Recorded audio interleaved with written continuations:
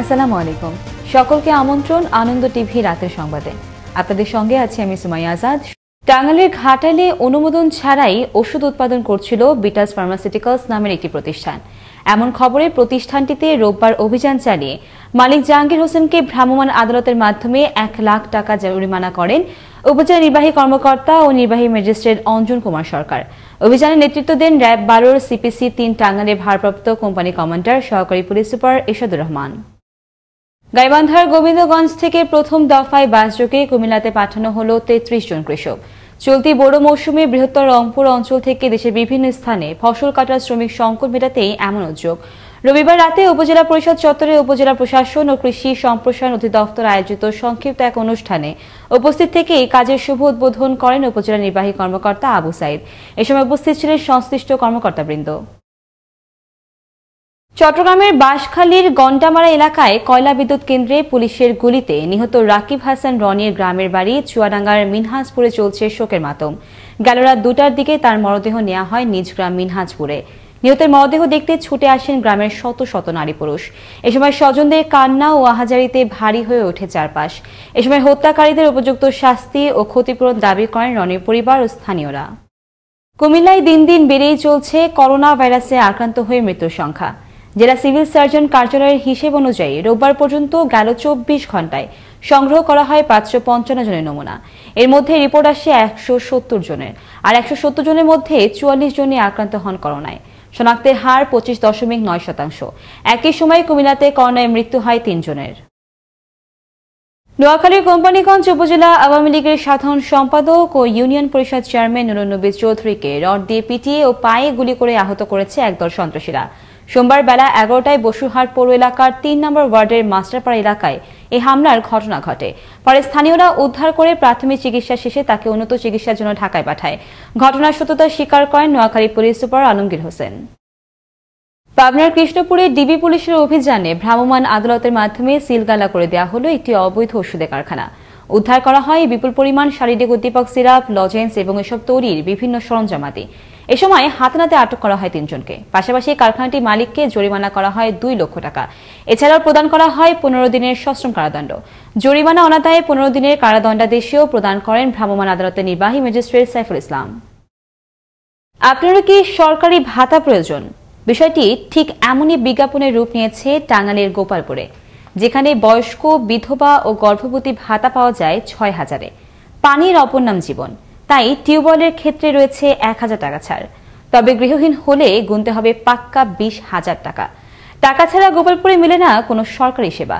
টাঙ্গাইলের গোপালপুরে এক মহিলা সদস্যের বিরুদ্ধে এমনই সব অনিয়মের অভিযোগ ভুক্তভোগীদের। টাঙ্গাইল থেকে আলামিন শোভনের প্রতিবেদনে আরো জানাচ্ছেন মোস্তফা কামাল তোহা।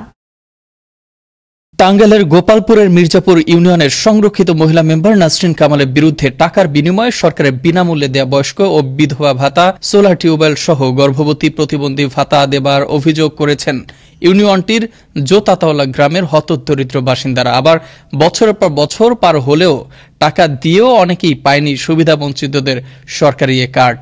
এ নিয়ে গোপালপুর উপজেলা নির্বাহী কর্মকর্তার কাছে লিখিত অভিযোগও করেছেন ভুক্তভোগীরা। প্রভাবশালী ও দাপুটে এ জনপ্রতিনিধির অনিয়মের বিরুদ্ধে মুখ খুলতেই পড়তে হয় অত্যাচার নির্যাতনের মুখে। বিধবা কাঠের জন্য আমি নার্সিন আবার কাছে 5,000 টাকা দিছি, আমি এখনো পাই নাই। এখন মনে করেন যে ওটা করলো যে এখন এই সামনে পাবি টাকা। নার্সিন কামাল 6,000 টাকা নিছে এই বয়স্ক ভাতা কাঠের জন্য, 1 বছর। আর সোলার জন্য নিছে 5,000 টাকা।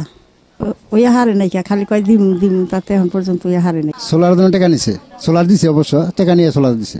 আমার কাছে 5,000 টাকা নিছে সোলার জন্য, সোলার দিছে। সোলার দেওয়া হয়ে তারপরে আমার কাছে 5,000 টাকা আবার চাইছিল ওই টিউবওয়েলের জন্য, আমি দিইনি। প্রভাবশালী জনপ্রতিনিধির কথায় অবাধ্য হওয়ায় গাছ কেটে নেওয়া সহ শারীরিক নির্যাতনের কথা জানালেন এ প্রতিবন্ধী নারী।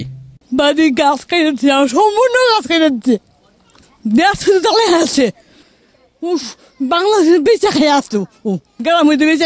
বাংলাদেশের প্রেক্ষাপট তুলে ধরে রাজনীতি করলে নাকি দোষগুণ থাকবেই, এমনটি জানিয়ে দোষ সম্পূর্ণভাবে অস্বীকার করলেন অভিযুক্ত ইউপি সদস্য নাসরিন কামাল। একজন প্রতিনিধির দোষগুণ সবই আছে, সবাই জানে। বাংলাদেশের মধ্যে বা অল পৃথিবীর মধ্যে যারা রাজনীতি করে তাদের ভালো গুণও আছে, খারাপ গুণও আছে।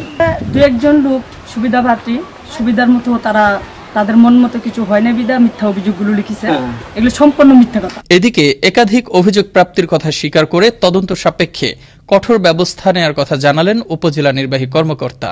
তার অভিযোগটা আমরা গতকালকেই পেয়েছি। আমরা অভিযোগের ভিত্তিতে আমরা ঊর্ধ্বতন কর্তৃপক্ষের সাথে কথা বলে আইন অনুযায়ী তার বিরুদ্ধে আমরা ব্যবস্থা নিব। এখানে তার বিরুদ্ধে যদি অভিযোগ প্রমাণিত হয় আমরা তার বিরুদ্ধে অবশ্যই এটা বাংলাদেশের যে বিদ্যমান আইন রয়েছে আইনের আলোকে তার বিরুদ্ধে ব্যবস্থা নেওয়া হবে। কিছু অসাধু জনপ্রতিনিধির কারণে ব্যাহত হচ্ছে সরকারের চলমান উন্নয়নের অগ্রযাত্রা। তাই তদন্ত সাপেক্ষে দ্রুতই নেওয়া হোক ব্যবস্থা, এমনটাই প্রত্যাশা ভুক্তভোগী ও এলাকাবাসীর। মোস্তফা কামাল তোহা, আনন্দ টিভি, ন্যাশনাল ডেস্ক। নওগাঁর রানীনগরে মেরিয়াপাড়ায় একটি পুকুরে ভাসমান তেলের ব্যারেলের মধ্য থেকে সোমবার দুপুরে উদ্ধার করা হলো এক যুবকের লাশ। গেল রাতে দুর্বৃত্তরা অজ্ঞাত ওই যুবককে হত্যা করে ফেলে যায়। বেলা 11:30টার দিকে স্থানীয়রা দেখতে পেয়ে থানায় খবর দিলে পুলিশ এসে লাশ উদ্ধার করে। প্যান্ট শার্ট পরিহিত ওই যুবকের মরদেহের বেশ কয়েক জায়গায় আঘাতের চিহ্ন রয়েছে। লাশের ময়নাতদন্তের জন্য হাসপাতালের মর্গে পাঠায় পুলিশ। রাজশাহীতে ননিকা রানী রায় নামের এক শিক্ষার্থীকে হত্যার ঘটনায় পুলিশ কনস্টেবল সহ 4 জনকে গ্রেফতার করল পিবিআই।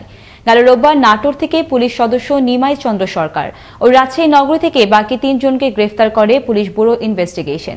প্রসঙ্গত, ঠাকুরগাঁও সদরে রানী রায় রাজশাহীর পাঠানপাড়ায় থাকতেন এবং নার্সিং ইনস্টিটিউটে লেখাপড়া শেষ করে চাকরি প্রস্তুতি নিচ্ছিলেন। সম্প্রতি সেই প্রেমিক নিমাইকেই বিয়ের জন্য চাপ দেয়। এতে ক্ষুব্ধ হয়ে 15 এপ্রিল রাতে নগরীর তেরখাদিয়া এলাকার একটি বাড়িতে ডেকে নিয়ে ননিকে হত্যা করে। এই ছিল এখনকার মতো। আনন্দ টিভির সর্বশেষ সংবাদ এবং বিনোদন সবার আগে দেখতে ভিজিট করুন www.facebook.com/anandotv এই পেজে। ধন্যবাদ সকলকে, শুভরাত্রি।